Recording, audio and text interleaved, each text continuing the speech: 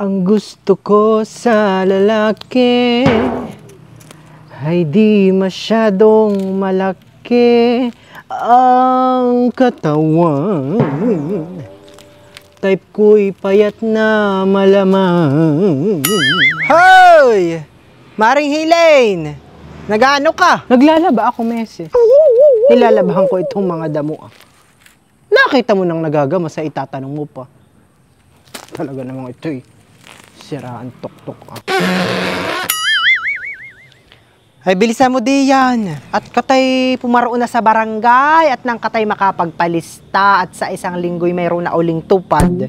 Maigi na yung maagap pala ang ay katay nagpapalista na at baka katay mapagaya na naman nung nakaraan, katay pahulihin. Ay kaya ba yun? Katay hindi nakasali. Hoy! Meses. Kahit ako'y hindi na. Ikaw na laang.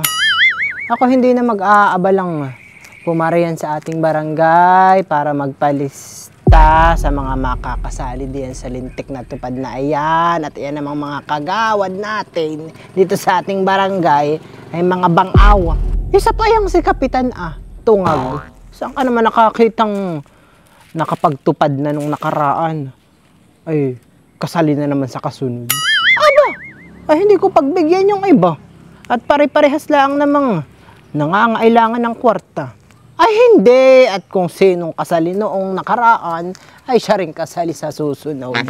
At ang masistip ay itong mga pinili na ang mga kagawad tsaka na yung si Kapitan ay mga kamag-anak nila. Ay, kung sa bagay, tama nga din naman, honey. Imbes na ang tulungan nila yung iba, ay di na nga lang namang mga kamag-anakan nila. Di ba, ga? Tapos ay makikita mo ay nangagsisipagamas diyan sa tabing kalsada. Aba, ay hindi naman sa may mga tira pa. Masabi lang na nagagamas.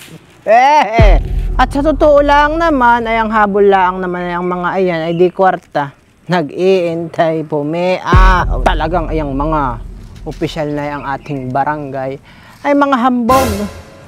Ang sabi nung nakaraang halalay, pag daw mayroong mga ipaaabot na tulong ang gobyerno, ay pipiliin nila yung mga taong karapat dapat. Yung totoong nangangailangan. Ay ngayong sila'y nakaupo na, hindi naman yun ang nangyayari. Kagaya din lang sila nung ibang mga tangang. Hay nako! Ako'y dito na lang magagamas sa harapan ng bahay namin. Kahit walang upa, ay okay lang. Anong tinitingin-tingin mo diyan kagawad? Ako'y huwag mong tinitingnan din ng masama. Lahat naman ang sinabi ko'y totoo, di ba ga? Huwag mong sasabihin hindi. At baka itong mga damong ito'y maisungal-ngal ko sa bunganga mo.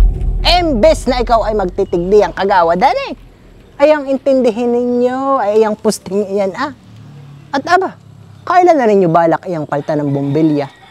Kurap-kurap na.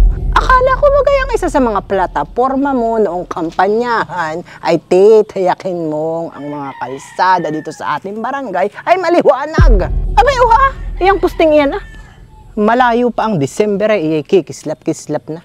Maswerte ka talaga kapag ka ikaw ay may kamag-anak na opisyal ng barangay at palaging nakalista ang pangalan sa mga makakatanggap ng ayuda. Kasali na sa tupad ay may AX pa. Saan ka pa?